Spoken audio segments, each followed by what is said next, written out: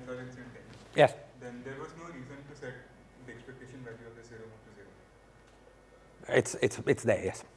But when we are mapping this to a plane, then the boundary conditions, like the boundary conditions that we set at infinity, set the expectation value of the zero mode to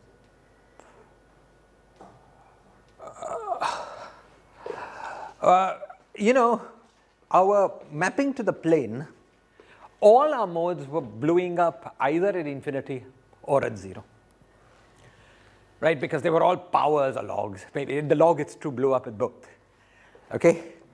So this is just a reflection of the fact that modes oscillate in time. When you go to Euclidean space, oscillation in time becomes exponential growth. Okay? So modes with positive energy will blow up at, okay, I'll have to get it straight, but one of the two. Modes with negative energy will blow up at the other. Okay, that is just a fact about Euclidean space, you know, Euclidean space for A and A-Dagger oscillators. Right, that would be true even on the cylinder once we went to Euclidean space. Right, the exponential blow up, exponential decay. So, you know, that things are going singular at 0 or infinity, of course has significance, but does not immediately rule these things out. So for instance, let's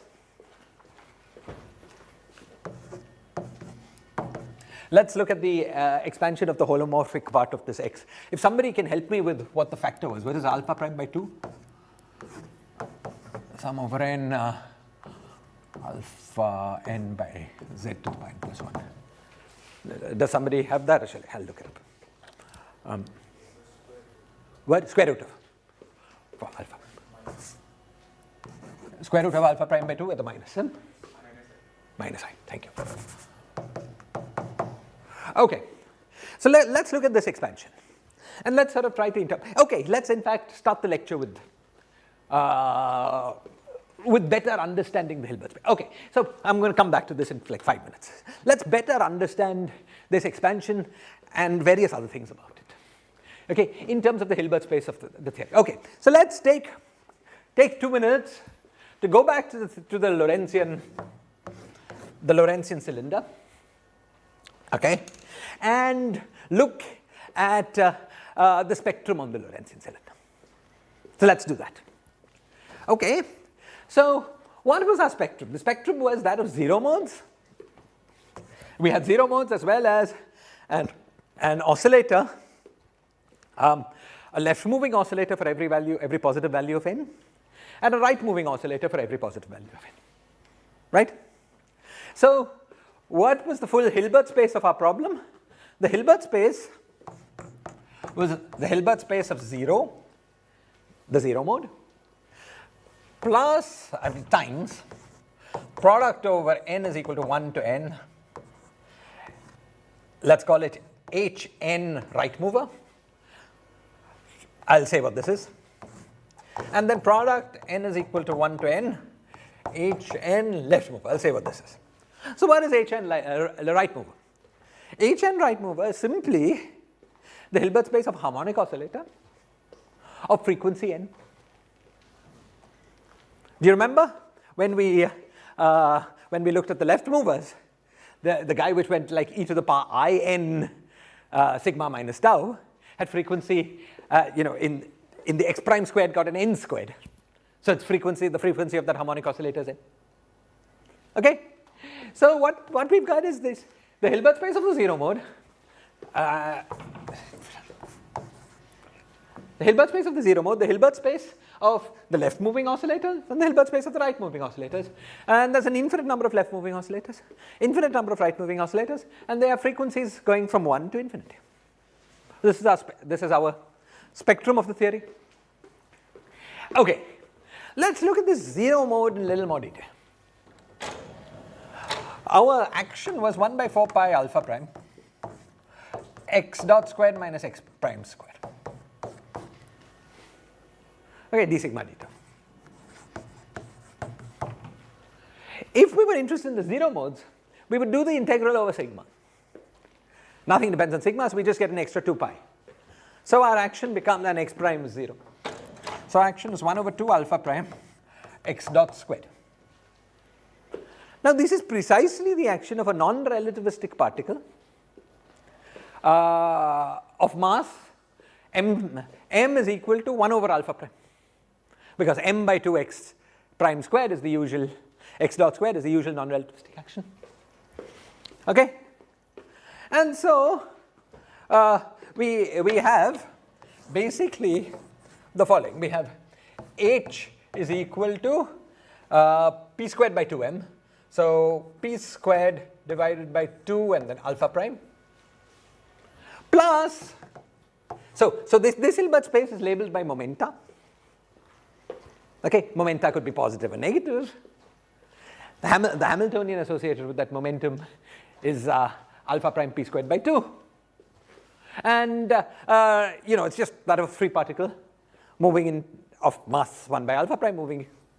Okay, this is the zero mode. This is when the string is basically not oscillating, sort of moving around. Okay, and then there is the various harmonic oscillators whose frequency, whose spectrum we know. I'm not even writing it down. Okay, so this is the full spectrum of the theory. This is the full spectrum of the theory on the cylinder. There's a subtlety with the spectrum, which is what value do we assign the vacuum? What value of energy do we assign to the vacuum? I'll come back to that in a minute, in the middle of this lecture. Right now, forget that. Okay, assuming that for a minute in our head, the vacuum has energy 0, we have the full spectrum just built on top of the 0. Yes, Nick? We can set it to anything except conformal invariance, okay, of the partition function, as we will see. Okay, you see, the point is this. What we want to do is we want to define the theory so it really has no scale. So when the theory is on R, in infinite space, we want that vacuum energy to be 0, because 0 is the only finite number that has no scale. Right? 0 is the only number that under dilatations doesn't change. Okay? So that's what we're going to do. We're going to define the theory. We're going to put counterterms in the theory so that the vacuum energy is going to be 0 when the theory is defined on an infinite space. That makes sense, but then it will be 0 forever. Always. However, we're on a cylinder. So now it's the same. Maybe I should, instead of talking, maybe I should. We're going in some kind of order. But okay, fine. Since the question has come up, let's work it out mathematically. Okay. Let's.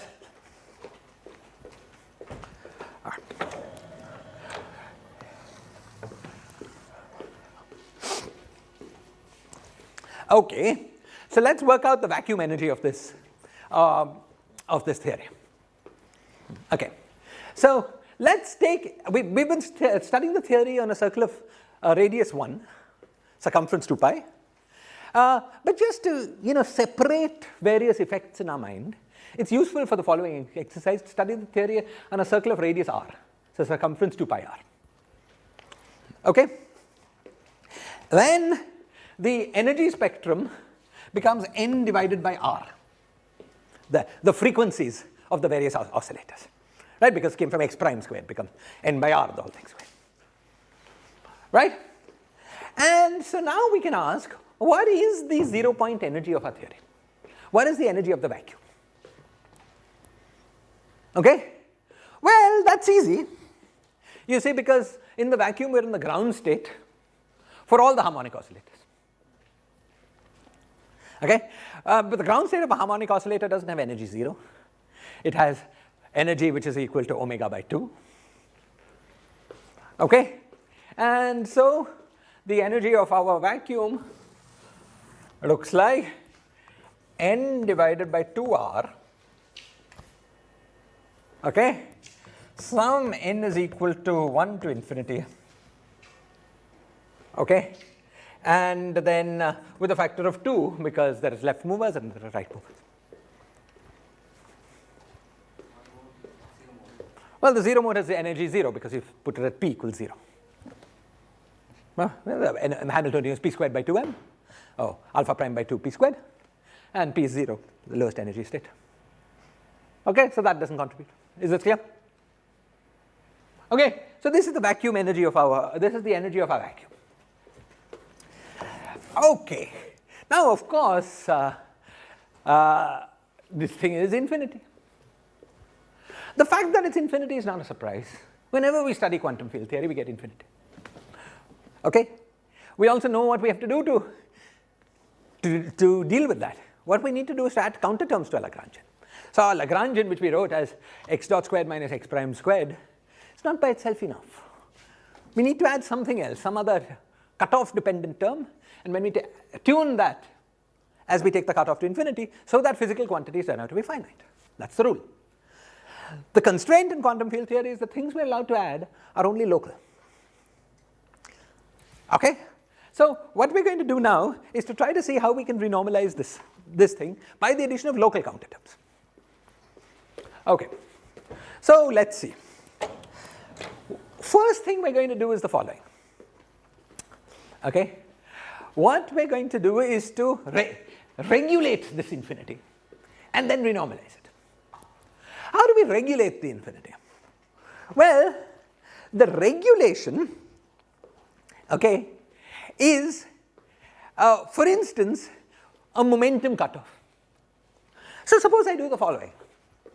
Suppose I look at, find some function f, which has the following property.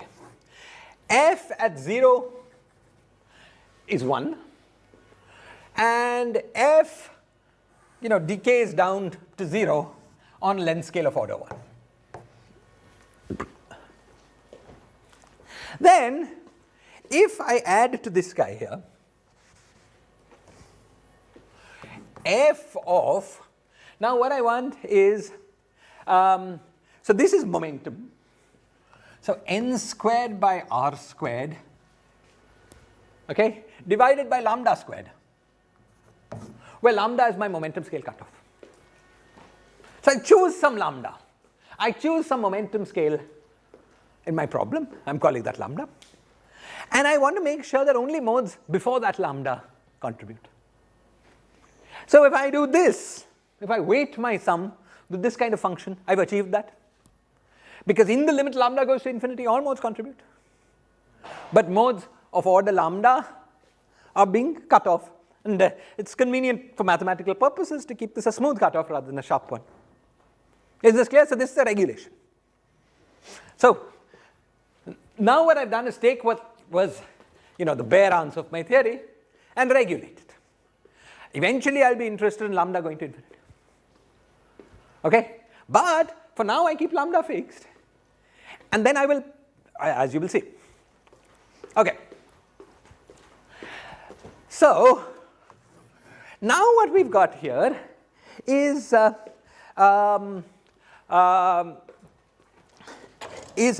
if we call this whole thing g of n, what we've got is the following sum. We've got n is equal to 0 to infinity g of n. Or 1 to infinity, it doesn't matter because g of 0 is 0. Okay? Now I use this lovely formula in mathematics called the, I think, Euler-Maclaurin formula, which relates a summation to an integral. And that formula is that if you've got an infinite sum like this, g of 0 divided by 0 plus divided by 2 plus n is equal to 1 to infinity g of 1 is approximated by the integral 0 to infinity of g of x dx. But there are corrections. Okay? What? G of x dx. Yeah, this is, thank you, g of n. Dx. And I think the first correction is minus g prime of 0 divided by 12. And then there is a correction proportional to g triple prime of 0 divided by some other numbers. These fancy Bernoulli numbers appear in this sum. It's a very beautiful formula. Okay? We will not need any term beyond g prime, so I'm writing down this. Okay? Excellent. So on which basis this correction comes? this we can approximate the formula to the up to the integral on on which parameter being small or large. This is an infinite series and formally is exact. Okay, so it will be better and better if the function varies more and more smoothly. Okay. It doesn't change very much, so that the sum is a good approximation to the integral. So that the integral is a good, yeah, right. Please go on. Oh, no. Okay, excellent. Yep. So you can look up this formula. If you don't know this is a very useful formula for all kinds of purposes in physics. How to what extent a sum can be approximated by an integral, what are the corrections, when is it valid, and so on. It's a very, very useful thing to know. Okay? Now we're going to use this formula. The nice thing about this formula is that it allows us to show us that the answers that we're going to get are universal. For instance, Polchinski works out what I'm doing with a particular choice of g, an exponential function, f, an exponential function, finds what he finds. But that's very unsatisfying because you feel, what if I use some other function instead of the exponential? How do I know it gets the same answer? Okay, so this makes it clear it's universal. So let's proceed. Okay, so now we just apply this to that. So we get 2 times integral x by 2r f of x squared by r squared lambda squared. So why the function is a function of some square quantity? Why is it a function of the square quantity? Because you see, we want to cut off both positive large momenta as well as negative large momenta. Okay? If it was something of n, it would cut off large positive things, but not cut off large negative things. It's like e to the power minus x squared. It's like e to the power minus x squared. You want to cut out both sides. Okay? You really want it to be a function of mod squared of the momentum. If you did this in higher dimension. But x goes from 0 to infinity, so... What is x? Oh, x here goes from 0 to infinity. It's true. But you see, what we were doing physically was cutting off momentum. So this function, you see, what this function was trying to cut off all momenta. It went from 0 to infinity because of the factor of 2. It really went from, the momentum goes this way for left movers or this way for right movers. So really went from minus infinity to infinity. Okay? What we want is something that cuts off physical momenta depending on only the momentum. Okay? So that thing should be momentum square so that it cuts off n and minus n together. Some intrinsic quantity at the point. Okay, yeah. This is sort of important. We don't want to put a cutoff on some numbers. We want to put a cutoff on something that we can identify locally as a physical quantity. So that this cutoff would be the same if we put the theory on a circle or a plane or some other manifold. We want a local cutoff, depending on local properties of what your function is doing. Okay, so it's a good question, and okay, excellent. So there's this. And then we have, in addition to this quantity, we have this term, which is minus g prime 0 12. Now, this g prime 0 of 12, the g prime could act either here or here. But if it acts here, we'll get something proportional to n square. When evaluated at 0, will be 0. So the only place we can act is the first guy. Is this clear? Okay. And so we get minus 1 by 2r. Okay. So let's get rid of the 2r and the 2. So minus 1 by r times minus 1 by r times 1, because this function evaluated at 0 is 1. Now you could ask, what about the terms where you had higher derivatives? Okay, and say you had 3 derivatives. You could have a term where one of the derivatives acts on this guy, one acts on n's, brings out an n by r squared lambda squared, and the next derivative acts on that n. So it would be non-zero, but would be order 1 over lambda square. Okay, we're going to be interested in the limit lambda goes to infinity. All such terms go to 0. Okay, so in the limit lambda goes to infinity, this is the only term that will survive. Okay, so minus 1 over r times 12. Okay, and okay, excellent. Now let us look at this business. This thing here, now we make a change of variables. Okay, we call whatever's in here, we call that y squared. So y is equal to x divided by r lambda, which means we put a lambda here and a lambda here. Okay, and do the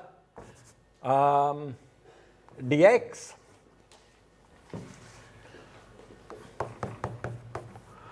And we'll also do it for r by r lambda, so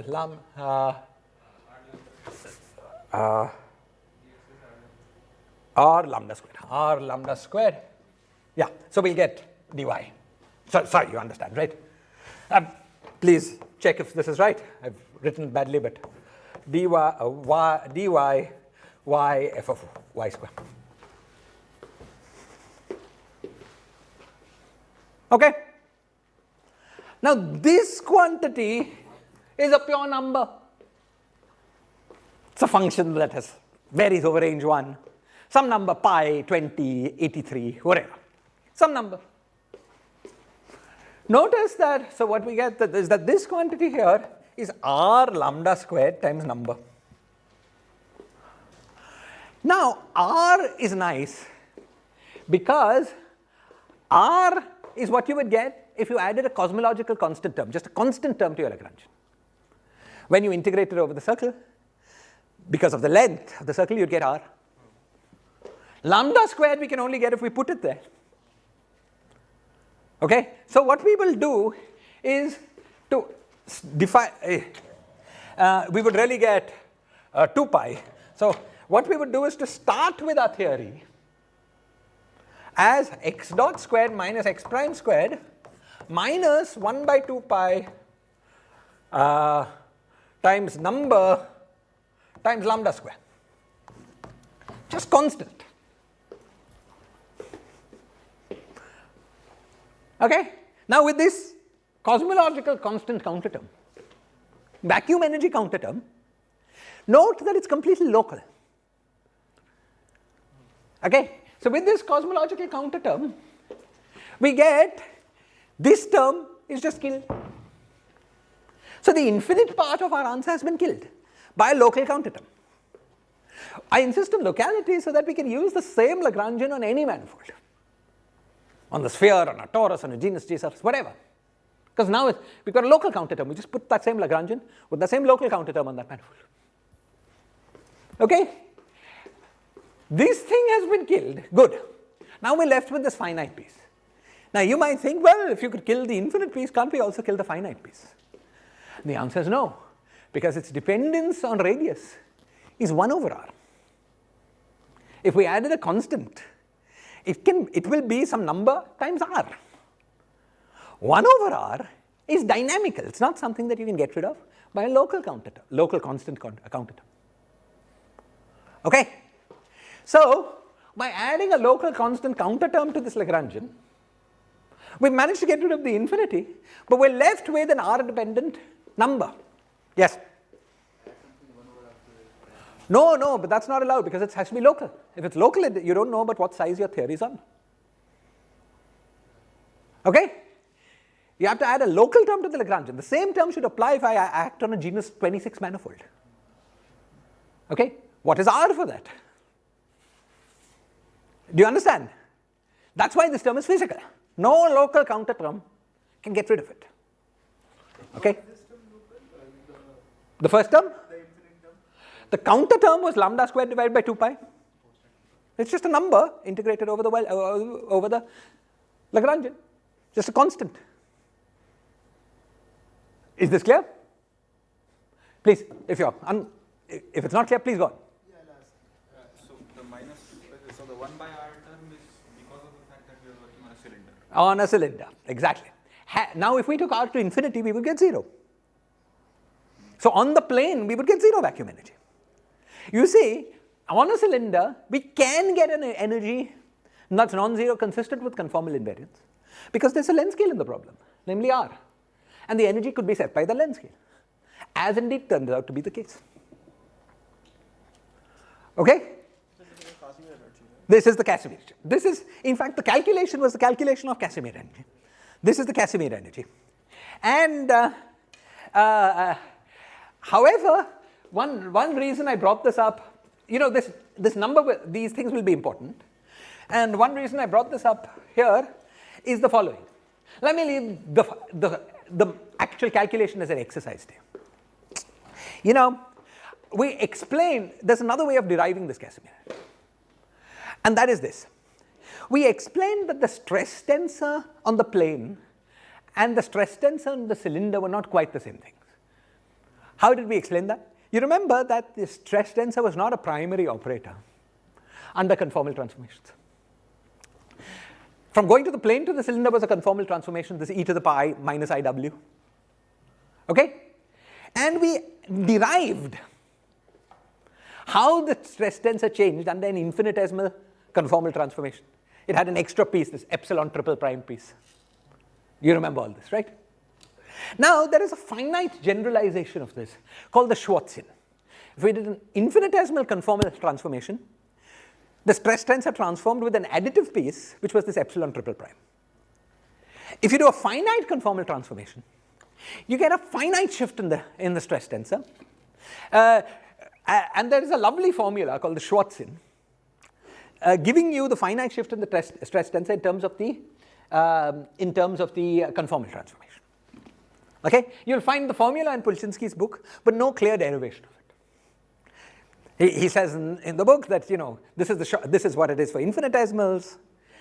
Check that this quantity agrees with this when it's infinitesimal, but it's the right answer when it's finite. I'll leave it as an exercise to you people to try to derive this. One way to do it is compound. Do one infinitesimal after another, make a differential equation and derive it. Okay? So go and take a look. The reason I brought this up and I try to derive it, if you have trouble, we'll discuss it next class. Okay? The reason I brought this up is that that's the other way of deriving this minus 1 by 12, minus 1 by 12r. Because you see, we know that the stress tensor, as we just discussed, on the plane is 0. The expectation value of the stress tensor is 0 on the plane. And we know that the plane and the cylinder are conformally related to each other. So we can get the stress tensor on the cylinder by doing the conformal transformation from the plane to the cylinder. We get an additive shift from the Schwarzian. Just evaluate that Schwarzian for the relevant conformal transformation, e to the power minus iw, and you'll get the c by 12. Okay, here we got 1 by 12. The actual answer for an arbitrary conformal field theory is c by 12. Okay, so we're just using the fact, it agrees here because c was equal to 1 for the free boson theory. Is this clear? Okay, so this was a diversion. I hadn't intended to talk about this so earlier. Somebody asked a question, maybe Nikhil. Okay, fine. Okay, so the whole spectrum. So let's go back. The whole spectrum of the theory is this vacuum is built on this vacuum energy. So the full energy E is equal to minus 1 by 12 plus alpha prime p squared plus by 2 plus nn plus n tilde n, where this guy nn is equal to let's call it n and n tilde, where n is equal to n sum over n. This is the occupation number of the nth left moving oscillator, the frequency of the nth left moving oscillator. Okay, and similarly n tilde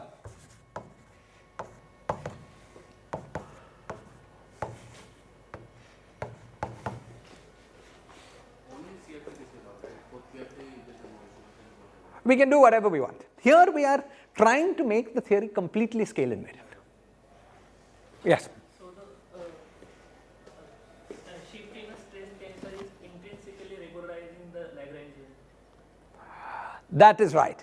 You see, are working so that the stress tensor on the plane is 0. That's the condition we put. And that automatically assumes we've worked with this counter term, because we won't get 0 unless we put this counter term. Now that we put this counter term, and it's all nice, look, if you move to the cylinder, it's automatically giving you the minus 1 by 12. Knows about the Casimir energy. Was that the question? Yeah. Okay. Excellent. Excellent. Okay. So now what I wanted to do in the rest of, the first part of the rest of this class is to continue our discussion, is to try to see how much of this spectrum we can understand directly on the plane, and also to, in the sense of the state operator map. Right? We have claimed that there is an operator, local operator, dual to each one of these states. We've listed the Hilbert space. Okay? I'm going to now try to explicate this, to find the operators in this theory, dual to each one of these states. Is this clear? So let me start with the following. So let's say I will use this often. So del x is equal to minus I square root alpha prime by 2, sum over n, alpha n divided by z to pi n plus 1. Okay. So let's start with this guy, and first thing I'm going to do is the following. Okay. First thing I'm going to do is to make a following claim. Del x is a primary operator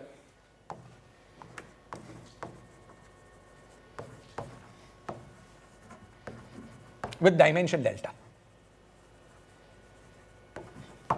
dimension 1. Okay, let's check. Our stress tensor, if I remember right, was minus 1 by alpha prime, del x, del x. Okay, so to check that it's a primary operator, what we want to do is T of z, del x of 0, and we want to find all the singular terms in this expansion. Now, how do we get singular terms in this expansion? Well, we get from contraction of this guy with this guy. But T was normal order. Normal order, correct. T was normal order.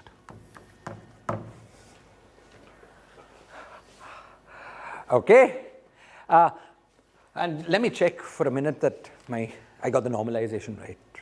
Stress tensor, sorry.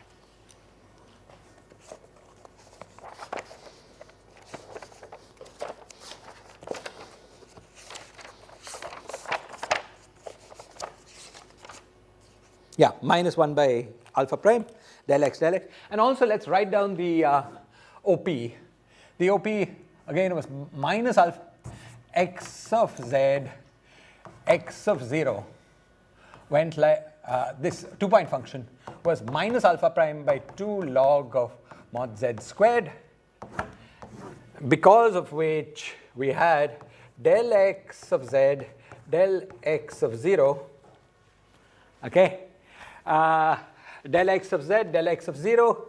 Well, the first guy, I take this del, that I get 1 by z, then I get 1 by z square, but there's an extra minus sign, so it's equal to alpha prime by 2, 1 by z square. Right? Okay. So now let's compute this. Well, we have two options of which guy to contract with this guy. That gives a factor of 2. Okay? Each of them has the contraction of a del x with a del x. So that gives this term. Alpha prime cancels alpha prime. And did I get the sign wrong here? Minus. I got the sign wrong, because you see the second derivative, there were two signs. We get a minus sign because we were differentiating 1 by z, and another minus sign because we were differentiating with respect to the second variable, the z minus w. Totally there were 3 signs. There was this sign that was there. The first derivative del on z gave no sign, but the second derivative had 2 signs, because differentiation with respect to the second variable, and so this is plus. And 1. Okay. So then this is equal to, do you see, alpha prime cancels alpha prime, 2 cancels because the two ways of contracting, plus, so we get del x of z divided by z square. Now I Taylor expand the del x of z. So this is equal to del x of 0 divided by z square plus z del of del x by z, which is exactly the operator product expansion of T with a primary operator of dimension 1. The coefficient of the operator behind the z square term is the dimension. Is this clear? Okay, so del x was a primary operator. Okay, excellent. Now, I'm going to ask the following question. What state does this primary operator correspond to? Okay, so I'm going to insert this primary operator at the origin and do a path integral. That gives me a state. Now, if we were not sophisticated people, we might actually have done the path integral, found it in Schrodinger representation, from there identified the state. You can do that. In fact, it's a nice exercise. But we're sophisticated people. We don't want to do so much work. Okay, so how do we figure out? You see, what we're going to do is the following. What we're going to do is to remember that we had this expansion. Del x is equal to sum over n alpha n divided by z to the power n plus 1. And I'm sorry, what was it? Minus I by square root alpha. Now, I can figure out what state in a harmonic oscillator Hilbert space we're dealing with by looking at the action of oscillators on that state. Okay? So, let me first, as a warm-up to this question, let me first try to figure out what state the identity operator corresponded to. I put identity here, which means I put nothing. Okay. Now what I'm going to do is to act on this state with an arbitrary alpha n. Okay? Alpha n was equal to 1 by 2 pi I integral z to the power n del x by Cauchy's theorem. So I take this state and I act on this state with this contour integral alpha n on this contour. It's acting on the state because states are defined at constant radius. So it's an operator on that state. Is this clear? Okay. So now I get the following. I get that I have 1 by 2 pi I integral z to the power n del x. Okay, and that's my answer. That's the answer for the action on this state. Okay. Now, because the operator that we were interested in was just the identity. But now look, del x is a holomorphic function except in the presence of other operator insertions. How do we know this? We know this from our derivation of the equation of motion. You remember we derived that within correlation functions, del squared x was equal to 0 except for extra contact terms at locations of other insertions. We use that to derive the propagator, for instance, Schwinger-Dyson equation. But if del squared x is equal to 0, then del z bar on del z of x is 0. And therefore del z is a holomorphic function. No singularities. Completely good function. Okay? This tells us that this guy is 0 unless n is negative. If n is negative, then we'll have to Taylor expand this guy and pick out the pole. But, so what we found therefore is alpha n on state corresponding to vacuum is equal to 0 for all n greater than equal to 0.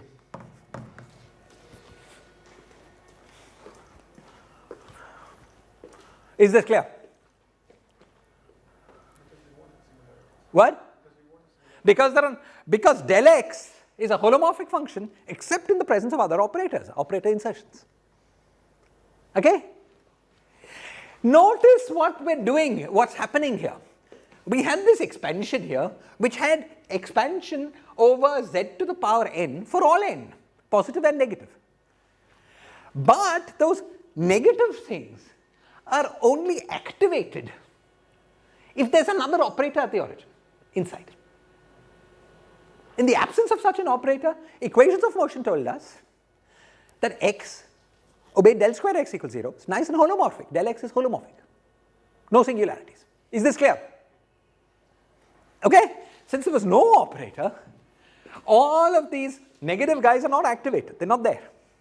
And that's the consequence of, this is what we're saying basically. The absence of negative guys in the absence of an operator is telling us that all these negative guys, which are the alpha n with n positive, annihilate the vacuum, annihilate the identity operator. Is this clear?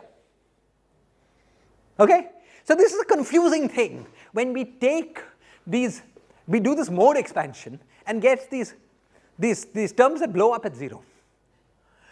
This is the sense in which it works.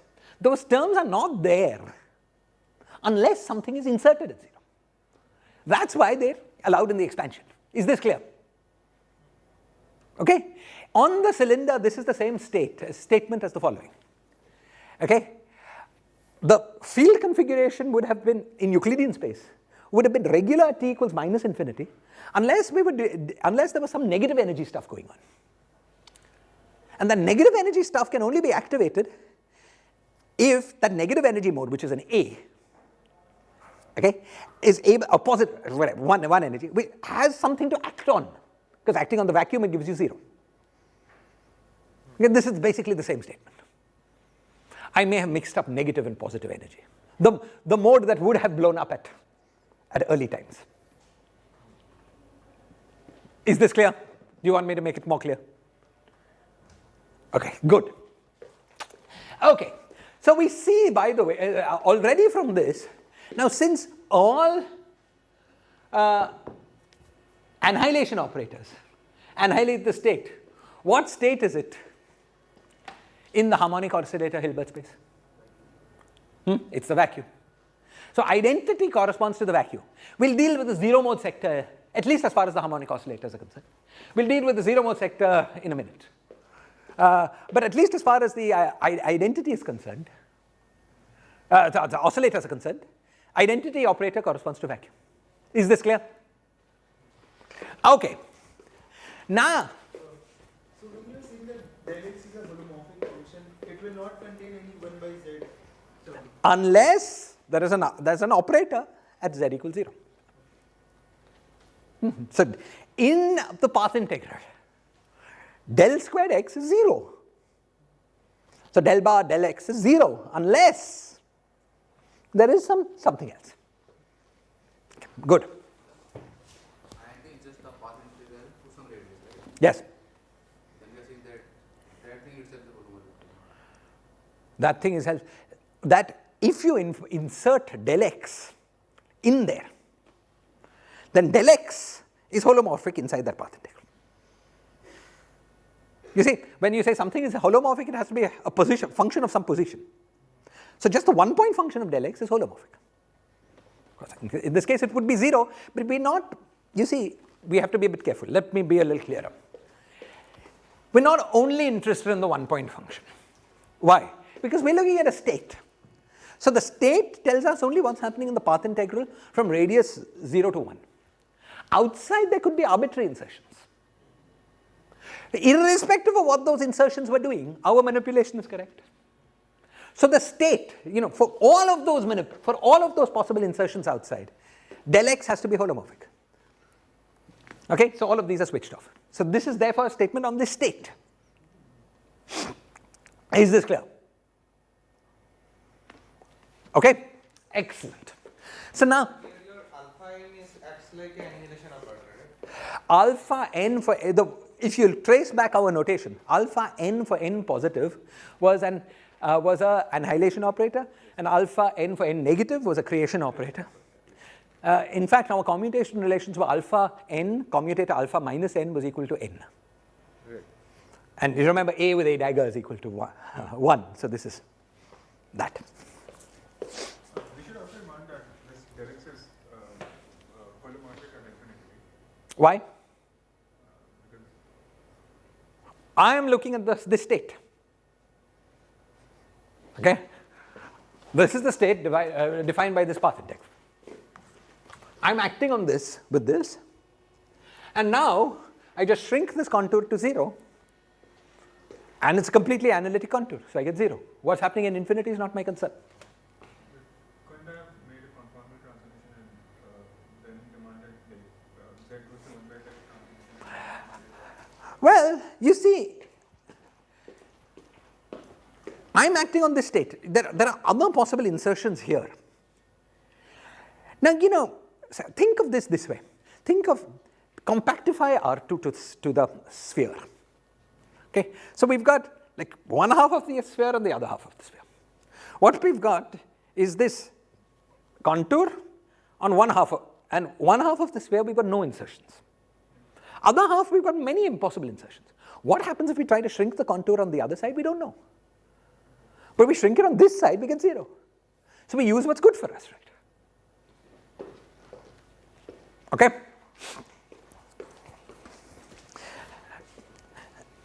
Yeah. Had it been a completely empty sphere, you could have done that. It could have done what you're saying.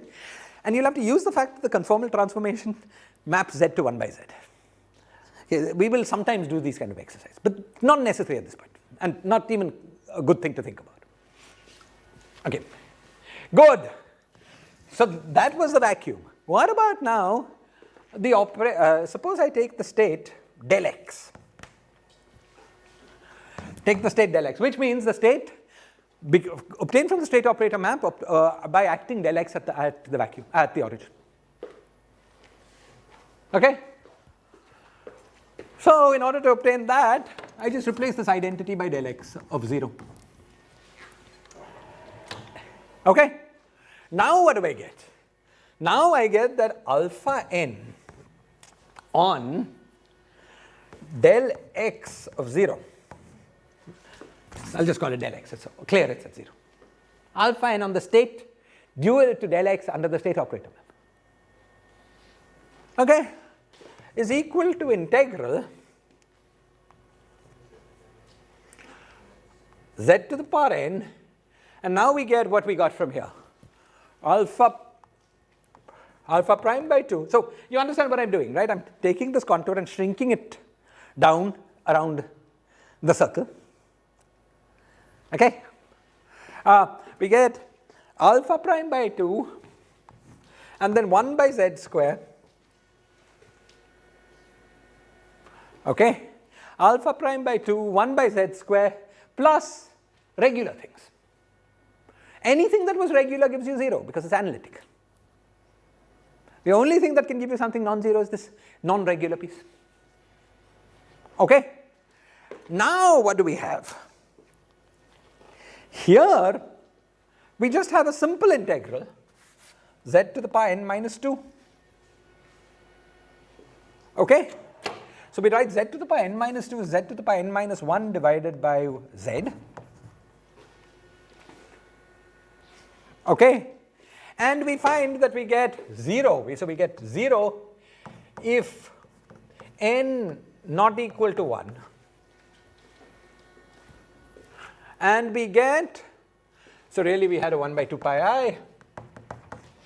And we get if n is equal to 1, then effectively we've inserted alpha prime by 2 times identity, if n is equal to 1.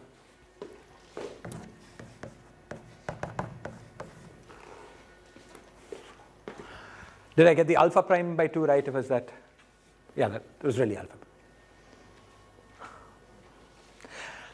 I may have messed up the alpha prime because here there was some, yeah, alpha, there was an I, minus I square root alpha prime by 2. Inverse, 2 by alpha prime. So I probably, this becomes square root of alpha prime by 2 with a minus I. But you just keep track of the numbers, you get what you get. Proportional to identity. Identity state. Okay. So now can somebody tell me what is this operator? What is this operator here?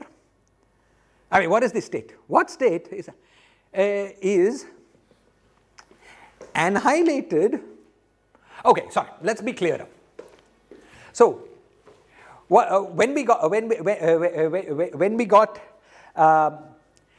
n equals 1 gave us identity, and n equals 2 and higher, n is equal to n negative also gives us something non-zero, right? Because there we can get something non-analytic just from the z, and to get what that is very complicated because we have to keep all the analytic pieces in the operator product expansion, which we don't know.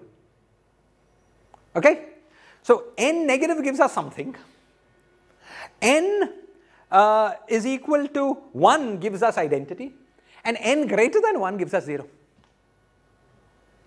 Okay, so alpha n for n greater than 1 acting on the state gave 0. Alpha n for n equals 1 on the state gave us identity, which was the vacuum of, and alpha negatives gave us something. So what is it that we're going to get? Exactly, creation operator for n equals 1. So up to this extra fact of minus alpha prime by 2, minus I alpha prime by 2, creation operator for n equals 1. Right? Because, it was the first excited state. It was the state obtained by acting with the creation operator on identity with this extra factor minus I into square root alpha prime by 2. So that the annihilation operator acting on this gave us minus I into. Annihilation operator for all the higher ends gave us 0 because they just go through the creation operator for n equals 1. And the creation operator for higher ends, or creation operator for any n, yeah, gives us something non-zero. In fact, in this simple theory, we could keep track of what that creation operator gave us. You see, because what remains is what is just the normal order product of. So let's quickly do that.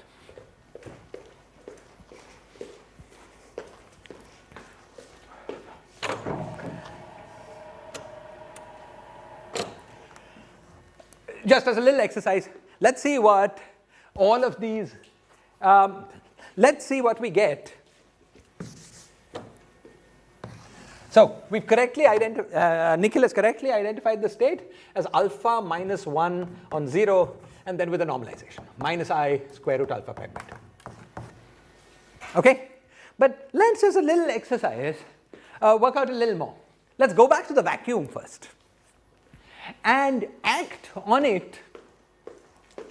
Okay? Let's go back to the vacuum and act on it once again, but now keeping in mind that n is negative. Okay? So we got z to the n del x of 0, del x of z, integral, n is negative. So what do we have to do to get something non-zero? We have to Taylor expand this operator until we get the pole. Okay? So we have to Taylor expand it. So let's write it as minus n so that we can think. Okay? We have to Taylor expand it n minus 1 times. Okay? So what we get is equal to del n of x by n minus 1 factorial, because that's in the Taylor expansion formula. Then z to the power n minus 1 cancels this, and that's it.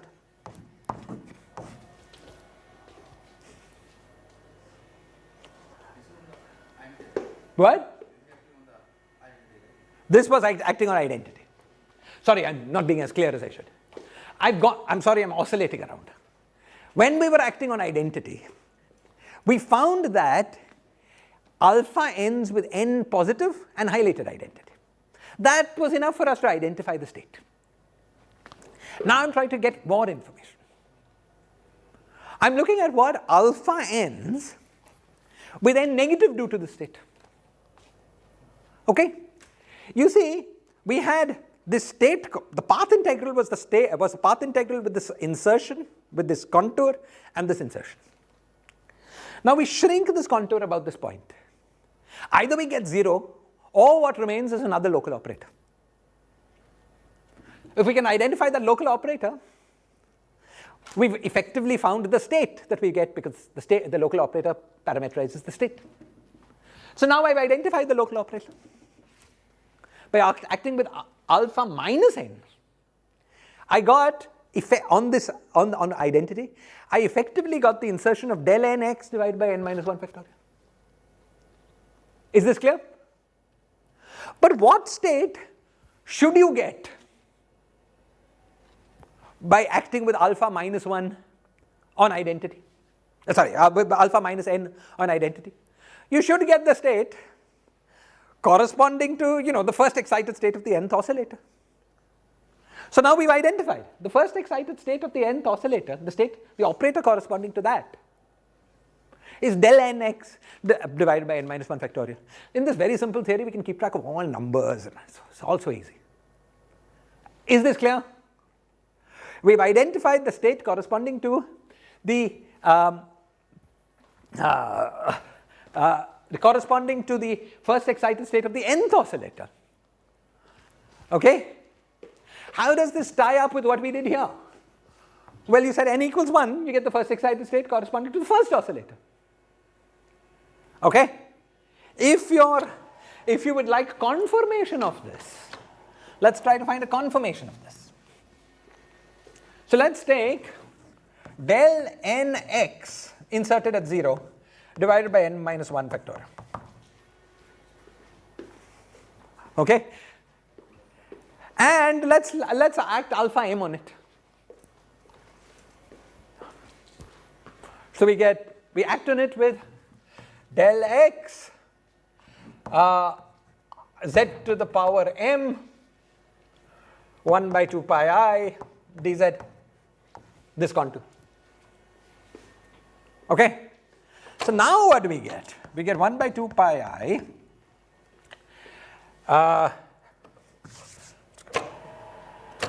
We get 1 by 2 pi I z to the power m, and now we get the OP between del x and then n derivatives of this guy. Okay? So that that requires us to take, well, we know del x is alpha prime by 2 1 by z squared. Okay? So we get n minus 1 derivative, del n minus 1 of 1 by z squared, and then there's some alpha prime by 2. Okay? Now I'm going to stop keeping track of numbers if you don't mind, because it's too painful. Okay? What we get effectively therefore is z to the power m minus 2 plus 1, so minus 1, so n plus m minus n minus 1. This is the part that comes just from the OP. It's the singular piece. Of course, there were also contributions when m itself was negative, because then just the z to the power m is non-analytic. So then you have to Taylor expand the operator up there. Okay, so then we have to take the regular pieces and Taylor expand. Is this clear? But I'm keeping track of just the parts where m is positive. Okay, so when m is positive, we only get non-zero if m is equal to n. m is equal to minus where n, this was the negative, right? Because I differentiated n times on this, where m is equal to n. Is this clear? Have I done the algebra wrong? It's fine, right? Okay, so when m is equal to n, so the only positive m that annihilates the state is alpha m for m equals n. So the only annihilation operator that annihilates the state is the mth annihilation operator. Okay, and then it gives identity. And therefore the state was the nth annihilation operator. And therefore the state was alpha minus n on vacuum. I'm sorry if this is confusing. Everyone's looking a bit puzzled today. Most days people are going, what is this guy? Okay, today everyone's looking a little lost. Please ask questions. I may not have been as systematic as I should have been. The whole point of this course, it's not even an official class, right? The whole point of this course is that you guys are understanding. So please stop and ask questions. Yeah. So let's say we have like alpha 1, alpha 2, all these set of, you apply alpha 1, alpha 2 up to let's say alpha 10. Yes. Set of oscillators on vacuum. Yes. Then we'll have all these delta 1x, delta 2x, delta, Excellent. delta 10x. Excellent. Now if you have like infinite set of these, Yes. will it still be a local operator? Well, no. But we are applying local things, right? You know, this is like saying any derivative of a function is in the neighborhood of the function. Therefore, an infinite number of derivatives of the function should be in the neighborhood of the function. We know that's not true by Taylor expansion. Right? The problem is not that we are operating many operators. The problem is that we are operating an infinite number of derivatives. So it will not be local. You see, local operators are states. We know exactly what we mean by local operators in this theory. They're states dual to they're operators dual to states in the Hilbert space. States in the Hilbert space are finite energy. Okay? Any operator with finite energy in the Hilbert space is an operator. You take a state which is infinite energy, it's not a state. It doesn't correspond to an operator. Okay? Yeah, I mean, yeah. Let's say we apply like 100 or 1000. Go ahead. It will be a local operator. Yes, it's a local operator. Okay? This is making you uncomfortable. If this is making you uncomfortable, let me confront you with this paradox.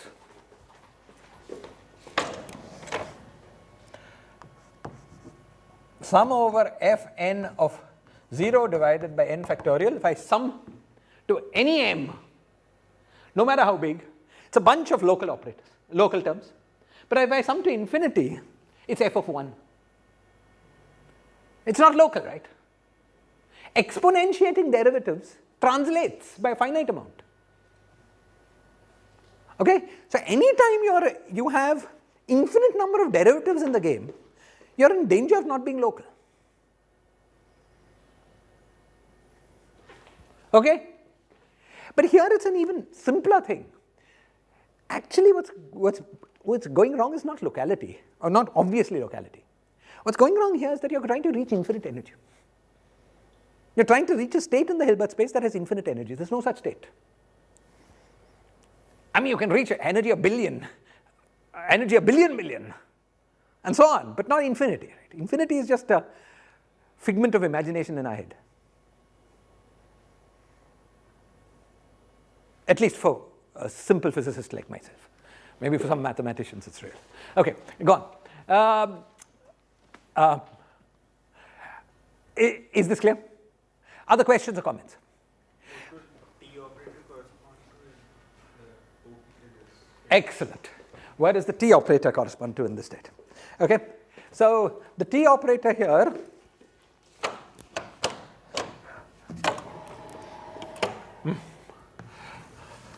is just the following. It's just del x. Well, we could figure it out. Let's figure it out. Let's do the thing we like to do. Okay, so let's act. Okay, let's act with z to the power m del x. Now we've got used to it, so I won't keep writing 1 over 2 pi I and so on, right? Z to the pi m del x on del x of 0 del x of 0. And just let's see what we get. Okay? So when we bring this, again, if m is negative, all bets are off. We have to do some expansions. We're not keeping track of that. Not that we couldn't, as I explained in the case of the identity operator. We could keep track in this theory of everything. But I'm just focusing on the easy stuff. So now let's look at what happens when m is positive. When m is positive, we get the OP. There are two terms. Okay. The singular term, there's a factor of 2, but I'm ignoring that. And then we get z squared. There's a minus alpha prime by 2, ignoring that. Del x of 0. Okay? So we see that we only get something, and then there was z to the power m. Yeah? Okay. When this is non-zero only if m is equal to 1. And so we find that when alpha 1 acts on the state del x, we get the state del x. I'm ignoring normalizations and everything. But del x itself, you remember, was alpha minus 1 on 0 on identity. So alpha 1 on some state is equal to alpha minus 1 on identity. Clearly that state was alpha minus 1 square, the second excited state of the first harmonic oscillator. Is this clear? In fact, more generally, using the same prescription, using the same way of thinking, we've figured out what del nx is dual to. It's dual to alpha minus n on vacuum. But that could have del x could have something like alpha minus 2 acting on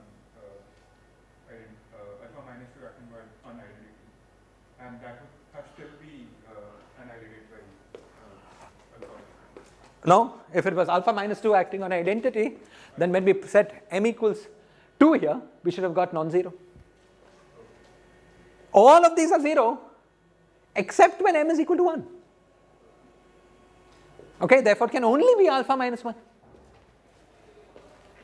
In fact, the general rule is a simple one to understand. If I have del mx, ignoring normalizations, which are easy to keep track of, by the way, as you've seen, right? This corresponds to alpha minus m on identity, or alpha minus m on vacuum. Now suppose I have a product of operators here. It corresponds to the product of the oscillators. So del mx, del m1x, del m2x, del mnx, this state, which is going towards the state you wanted, is equal to alpha minus m1, alpha minus m2, alpha minus mn on identity. And some of these m's could be equal, no problem. Okay, we saw one example of that in the case of del x. Del x corresponds to alpha minus 1. So del x corresponds to alpha minus 1 square. That's simple. Is this clear? And now, focusing on the harmonic oscillator part of the Hilbert space, we have a complete understanding of the state operator. Because with this new rule, every state can be mapped to any operator and vice versa. And if you're finicky, we can also work out the normalizations without any issue. Polchinski deals with normalizations at least part of the way. Yes? Let's say we have used to IKX.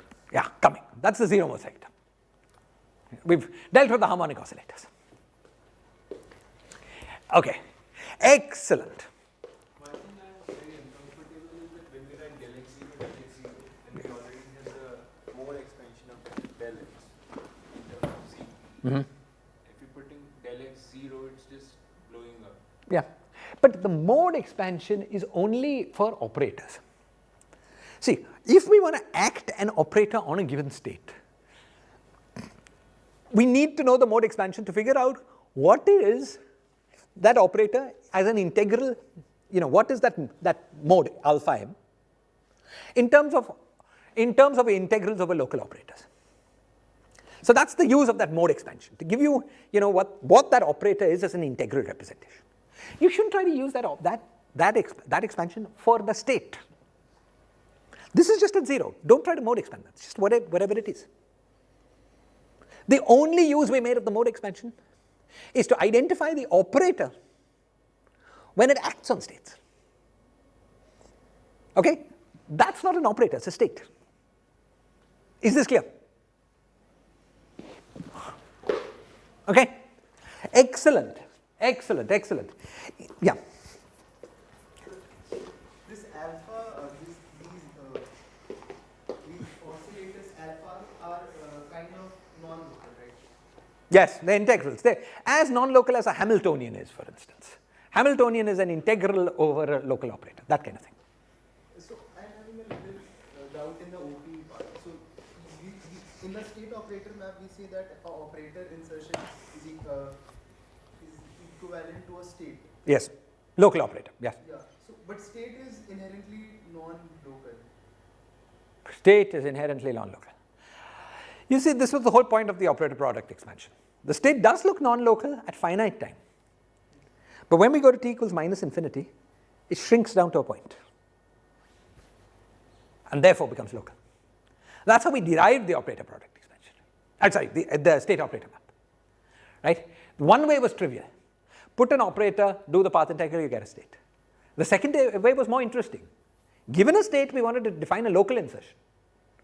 Then we used time evolution to shrink it down to 0 size. Therefore, it became local. So this is the miracle of this while transformation.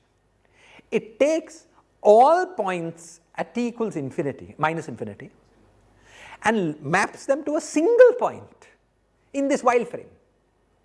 Therefore, the state at t equals minus infinity is not non-local in this while frame. Of course, it's non-local on the cylinder. Is this clear? Other questions, comments?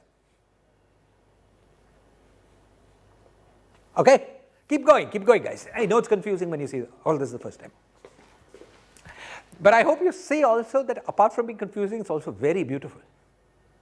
Do you see how simple it is? I don't need to refer to notes. It's all Cauchy's integral. Not that I have notes to refer to. That's another bit. Okay.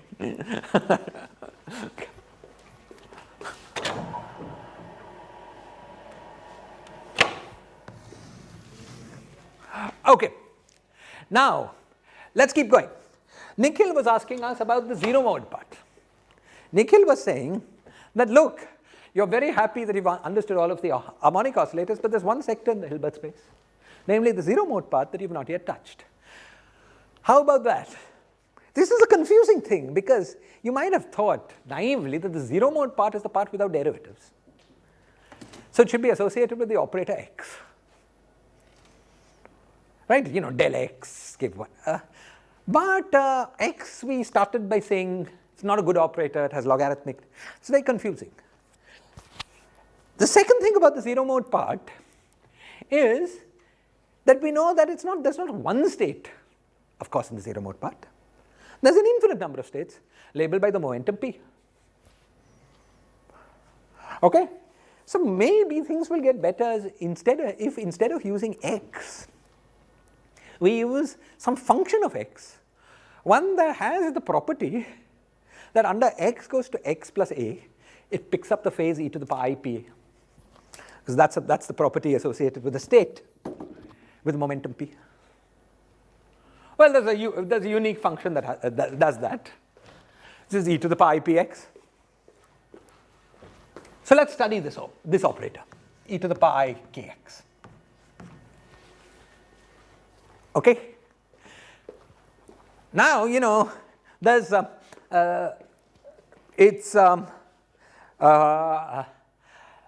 if this suggestion, this is the operator, dual to the state in zero mode with momentum p. Sounds very natural once you've said it. But there's a clear check. because we know the energy of that state is alpha prime by 2 p squared. So that better be the scaling dimension of this operator. And this sounds crazy, right? Because if x had any scaling dimension at all, it looked like it was 0.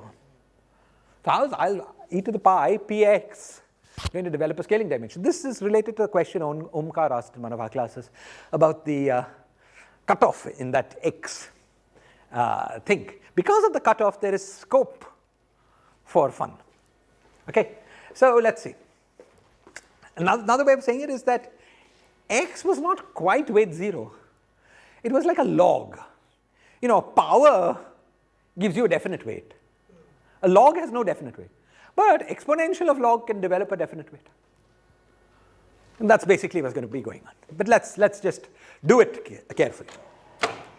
So we have minus 1 by alpha prime del x of z e to the power I k. Oh, by the way, this is normal order. I'm going to look at the normal order operator. I k x of 0 normal order. Okay. Now we have various options for how to. I want to find this OP. There are many options. One way is to use some nice formulas you have for weak contractions involving. I'll talk about those formulas at some point. But here, let's do it by hand so that we don't get too fancy. We can minus 1 by alpha prime del x of z del x of z, and I'll just Taylor expand this out.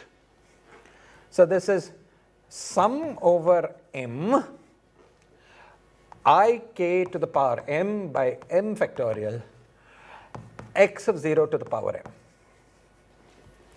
Okay, everything always normal order. Meaning you never allow contractions between these guys. Okay. Now you might be worried. You might be worried that we've got x's and we said we shouldn't be dealing with x's. But the contractions of this x will always be with the del x. And so the log will become a power. Okay? So fine. Let's do this. Let's go ahead and do this. The first thing we get is when 1 del x, there are two options. We can contract 1 del x with this, or we can contract 2 del x's. Let's first look at the term where we contract 1 del x. When we contract 1 del x, there's a choice of 2 about which del x to contract. And then each of these have a choice of m for which m to contract, which other guy to contract. So we get minus 2 by alpha prime m, I'll put the m inside the m here. So del x of z minus 2 by alpha prime del x of z sum over m I k m by m factorial, and then we have whatever we get when we contract del x with an x of 0. So that was minus alpha prime by 2 1 over z into minus alpha prime by 2, because we had minus alpha prime by 2 log. Okay, the del was acting on this guy, so there's no sign. Okay, good, we're in business.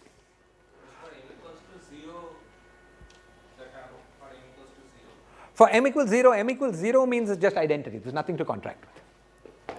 So it's x to the m minus 1. Okay, now you notice that this has become m minus 1 factorial. So we take a factor of ik out here. And so this becomes ik, okay, ik del x of z e to the power I k x, and this whole thing is now 0, whole thing is now normal ordered, because whatever remains after you remove all the contractions is normal ordered. Okay, divided by z. That's good, but it hasn't taught us anything, because it's only told us that the term with 1 over z, coefficient of that is derivative of the operator. But this is precisely derivative of this operator. You know, I Taylor expand this now. So the z becomes 0 plus, and the term which is higher order is regular. So I can just, for the coefficient of 1 by z, I can replace this. Okay, and that's just the derivative of the operator, but that's true for any operator in the world. Stress tense always translates operators. The 1 by z coefficient is always derivative of operator. So this was a nice consistency check, but it hasn't taught us anything. All the real fun lies when we contract both the dx's.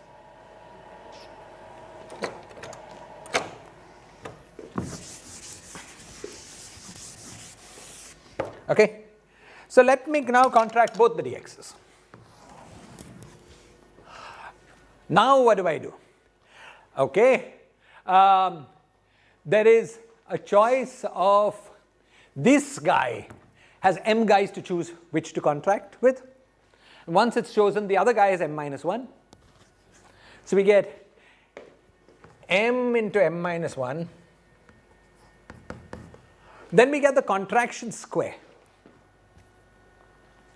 Okay, so each contraction gave us minus alpha prime by 2 into 1 by z. So minus alpha prime by 2 whole thing square. There was a minus 2 by alpha prime. What? There was no 2. Yes, this 2 was the 2 terms. Thank you. Minus 1 by alpha. Yes, minus 1 by alpha prime. Okay, now what remains? What remains is there was sum over m, there's m into m minus 1. So this is 1 over m minus 2 factorial. 2 of the x's have gone. So x of 0 to the power m minus 1. We pick an ik, the whole thing squared outside. Okay, and is that it? Have I missed any factors? X to the power m minus 2. Thank you. And right, I missed nothing, right? This is it. And 1 over z square. Thank you. And 1 over z square. Okay, so now what do we get? This is the exponential.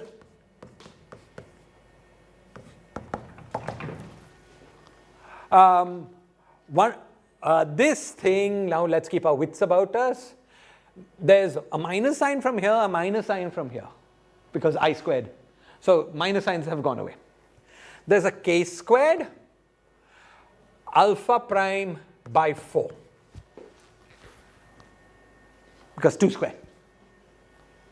Okay, and 1 by z square. This is the answer. This had a k. Okay, but this is precisely the form of the operator product expansion of the stress tensor with the primary operator, provided its dimension is k squared alpha prime by 4 z square. Now we got the energy of that state as k square alpha prime by 2, but that's okay because this is only the h energy, the holomorphic energy. There's also the anti-holomorphic part of the energy. This L0 plus L0 bar, which gives us the total energy. Add them up, you get alpha prime k square by 2. So this confirms our guess, and in fact identifies the second set of primary operators in this theory. In fact, one can check the following. In this theory, the only primary operators in this theory are e to the power ikx for all k and del x. You remember we checked at some point in our class that del x was primary. We didn't check that del squared x was primary because it's not. It's obviously not primary because it's a derivative of a primary operator. So it's clearly a descendant. We didn't check that del x is primary because it's not. If you try that exercise, you've already tried it because del x is the stress tensor. And we see that we get, from the contractions of both, we get the z 1 over z to the 4. Not primary. It's a descendant. Okay? These are the only primary operators in the theory. Okay? In terms of conformal representation theory, which we'll start studying very soon, they are the heads of the representations. Del x and e to the power kx for all x are the primary operators of the theory. Very roughly speaking, you should think of del x as being like e to the power kx at x equals 0, at k equals 0. That gives you a vacuum, but it gives you one more. That's del x. We'll understand what those words mean as we go along. Okay, great. So you said that the rate should be like k square alpha prime by 2. Yes. By 4. Yes. This is because this was h. There was also h bar, which was also alpha prime k square by 4. And L0, I mean the energy is L0 plus L0 bar. So the by 4 plus by 4 is by 2. Okay, this is the left moving part of the energy, this is the right moving part of the energy. Is this clear? And the second thing is del x is like 2 point gives us 1 over z squared. So e to the power ikx, e to the power ikx. So it should be 1 over. Oh, the question is, what does e to the power ikx times e to the power k? 2 point, yes. 2 point? It's a very good question. Okay, you get something, the only time you get something non-zero is when k1 and k2 are minus of each other. First thing, you get a sort of delta function. Okay, and okay, let me work this out since this has come up.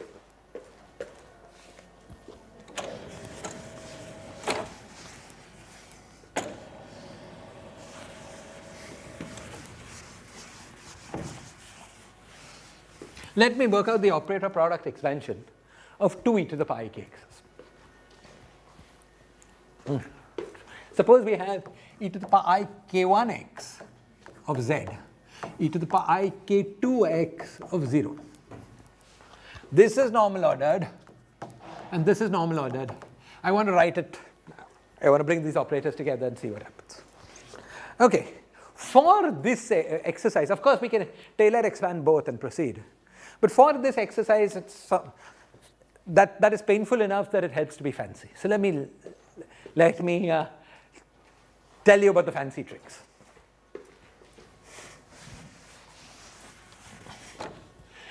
You remember we had this formula, which was you take an operator that is not normal ordered and expand it in terms of normal ordered operators.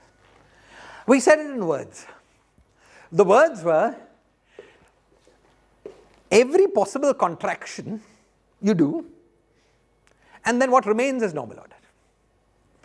So if, like product of 6 operators, you contract pairs and the remaining 4 operators are normal ordered. Or you contract 2 pairs and the remaining 2 are normal ordered. Or you contract all 3. Now you can ask, is there a nice way to put that in formulas? Okay? So suppose you've got these operators, let's call them xi's. Really we have x of sigma. So we'll generalize to that continuous case. But let's say there were discrete operators, xi's. And I want to write a formula that will do what I just said. Take a look at this object. E to the power xi xj del x, del by del xi, d by dxi, but I'm writing del by del xi because it'll soon become functional derivative because I'll write d by dx.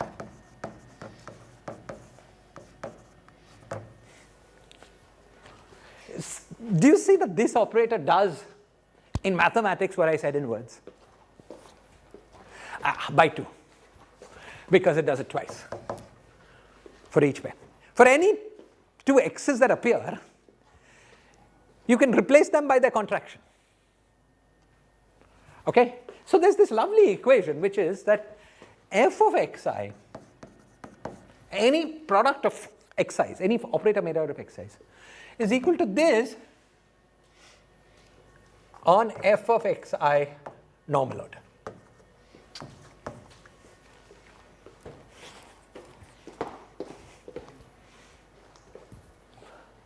Do you understand?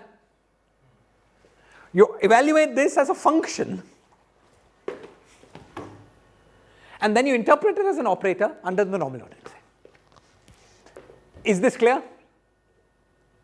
For instance, imagine in your head if you were acting on x1 times x2. We would bring this down. Let's do that for a minute. Okay, suppose we were looking at x1, x2. We know the answer. We expect it to be normal order plus 2-point function, right? Okay, so x1, x2, well, let's take this exponential and bring it down. So it's 1 plus half x1, x2, this is the only term that will matter. D by dx1, d by dx2. Sorry, this will now the half goes away because there were two terms. And when you sum over all ij, the one term where this is 1 and this is 2 and this is 1 and this is 2. Okay, d by dx2 on x1, x2. Normal order. Anything more clearly gives 0, right? Because it's too many derivatives, too few x's. Okay, so this first term is 1 and the second term is x1, x2. So, what? First one is x1, x2, exactly, sorry. So there was, yeah, this on x1, x2. Thank you. So we get x1, x2 normal ordered, okay, plus x1, x2. Of course, as we expected. But you see, if you think about it, you don't need to do any checks. This exponential is doing exactly what you want. Exactly every time it hits, it meets a pair that can be contracted, it contracts it, what's left behind is normal order. The number is exactly what you want. Yeah. Okay, well, you can check that, it's also, yeah, fine.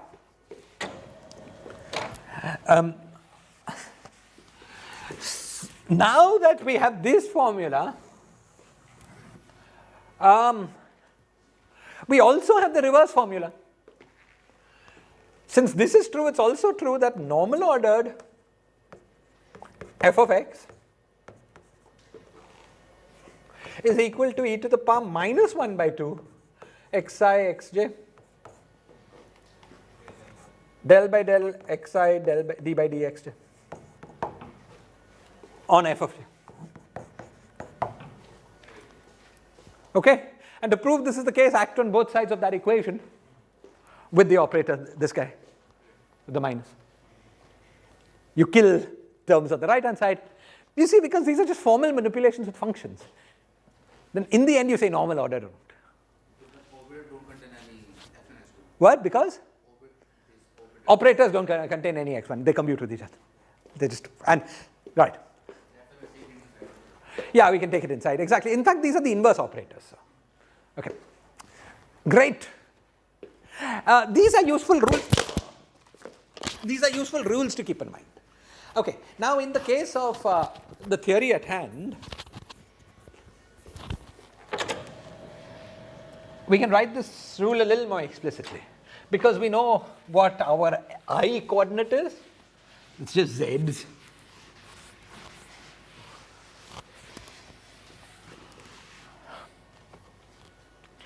And we know what our 2-point function is, minus alpha prime by 2. So for instance, this some operator can be written as exponential of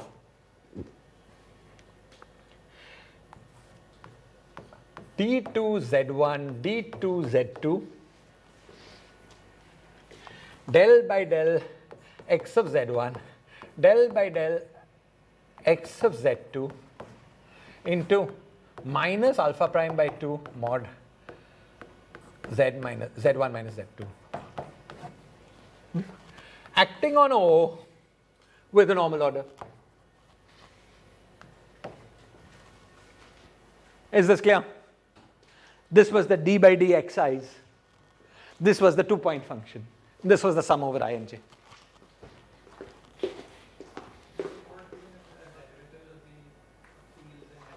Please say again.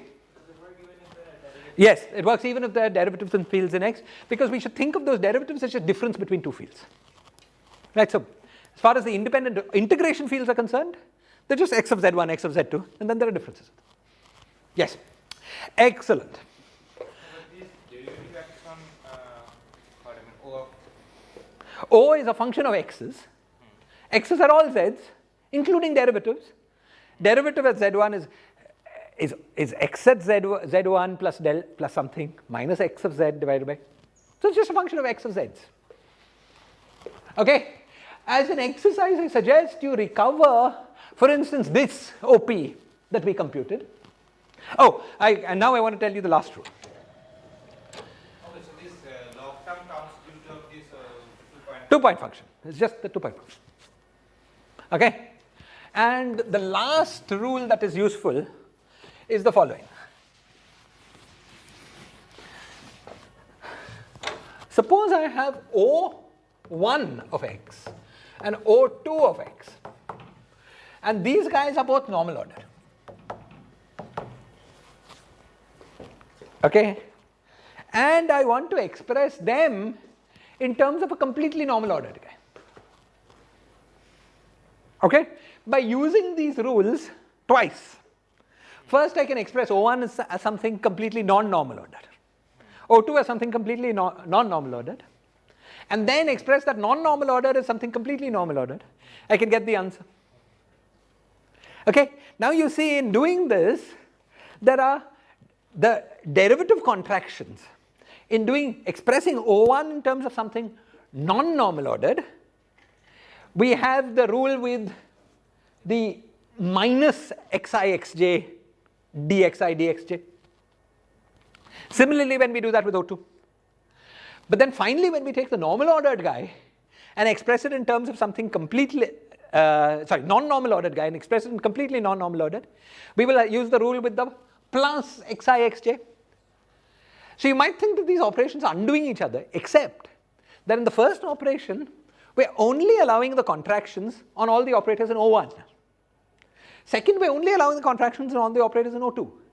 In the last operation, we're allowing contractions between operators in O1, between operators in O2, and between operators in O1 and O2. So indeed, these operations cancel each other out for all the contractions within O1 and O2. But they don't cancel each other out for the contractions between O1 and O2. Now, between O1 and O2, there's an extra factor of 2, because each of these I and j could be either in the first group or the second group. And so, let me say it first in terms of these xi's. F of xi, normal order. G of xi, normal order, is equal to,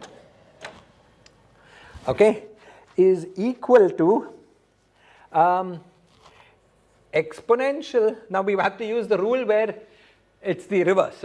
So exponential of minus xi xj, let's call these yj's. Let's call these y's. Just the x's that appear in the other one I'm calling y's. Okay? So d by dxi, d by dyj on normal ordered of f of x, g of y. Y is the same as x's. I'm just giving them different names because I want to distinguish those that appear in one operator and those that appear in the other. You understand, right? And here they should not be a factor of half. Not be a factor of half. Because You are applying only to one and then exactly, because when you did it in that big guy, you would have to sum I and j over all things that appear in the first guy as well as in the second guy. So there are two terms. For the same reason, we didn't get a factor of half when we did the 1, 2. Okay? Yeah. Okay. So this is a nice rule and is algebraically easy to use. Okay? So now let's specialize this.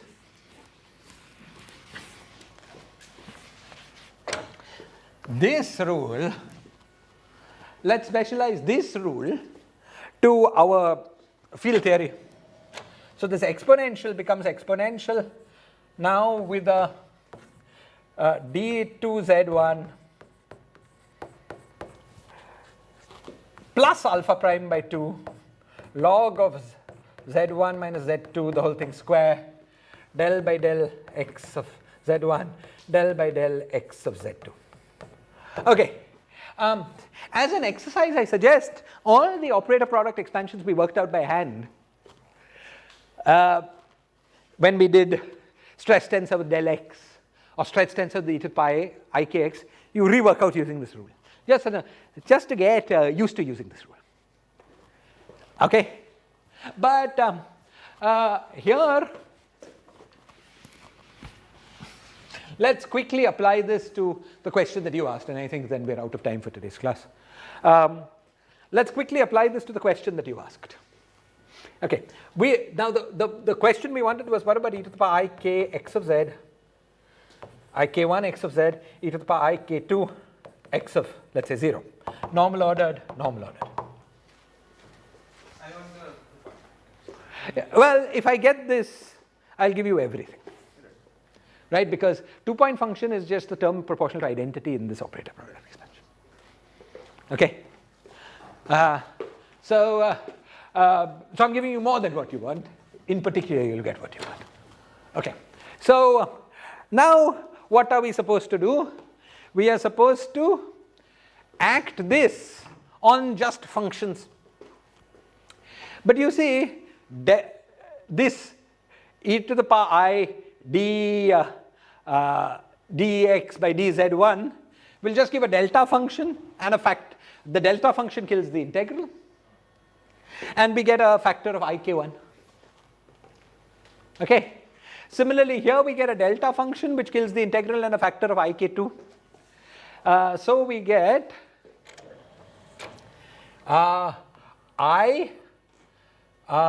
so minus k1 k2 minus k1 alpha prime by 2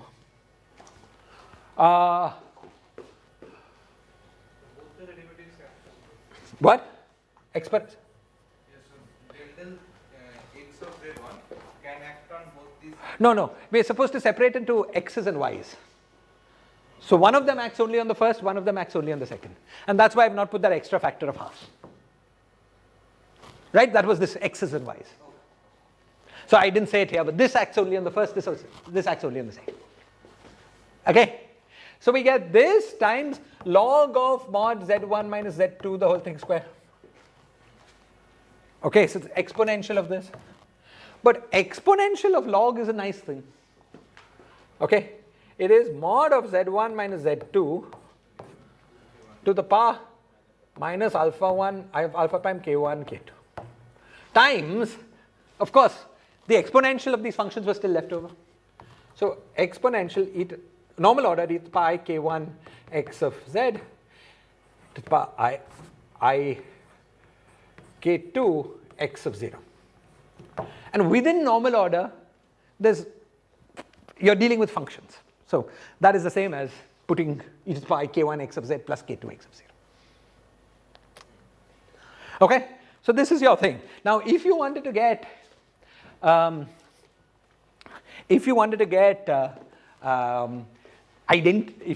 non-zero 2-point function, you'd have to have identity operator. Identity operator only works when k1 and k2 are equal and opposite. And then as z goes to 0, then we can Taylor expand this. So we will get identity when k1 is minus k2, or k2 is minus k1.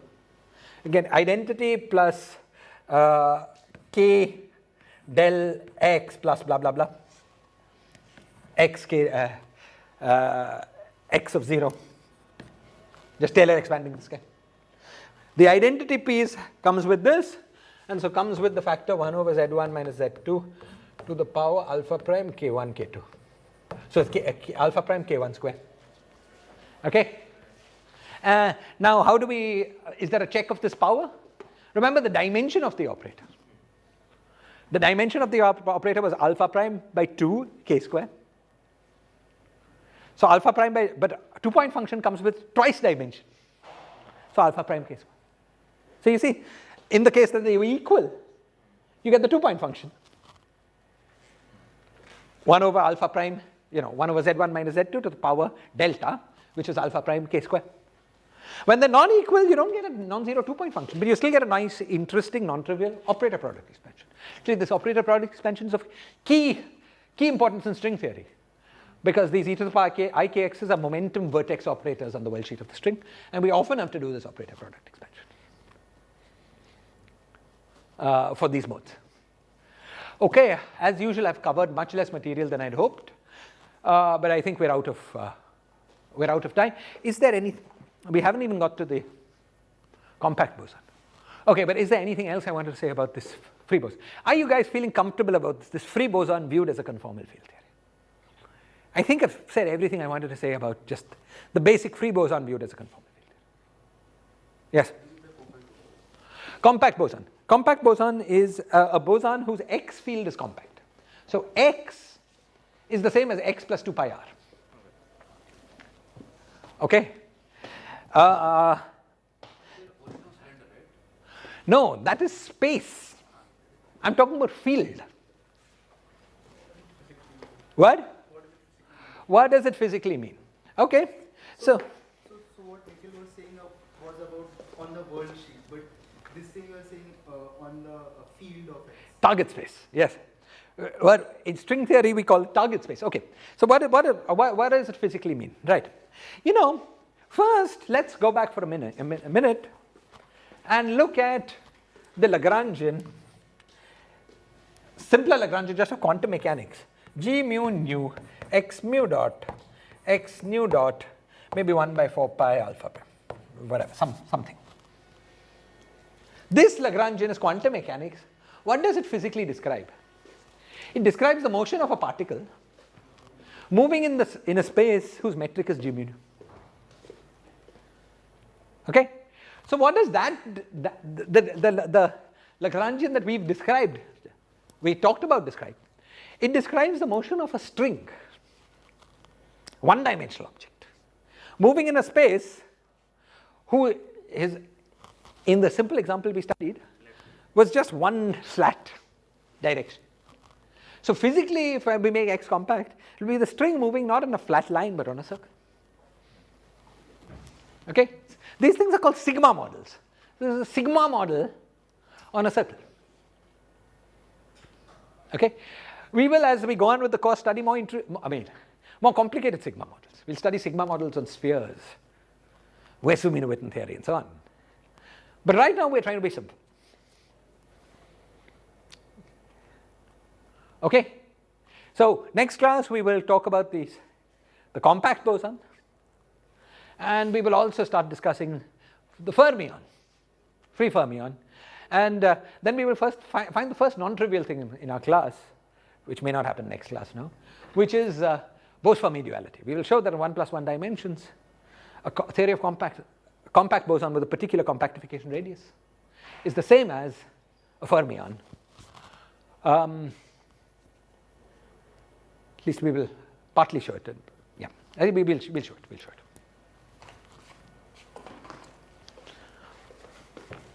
Okay, that's it.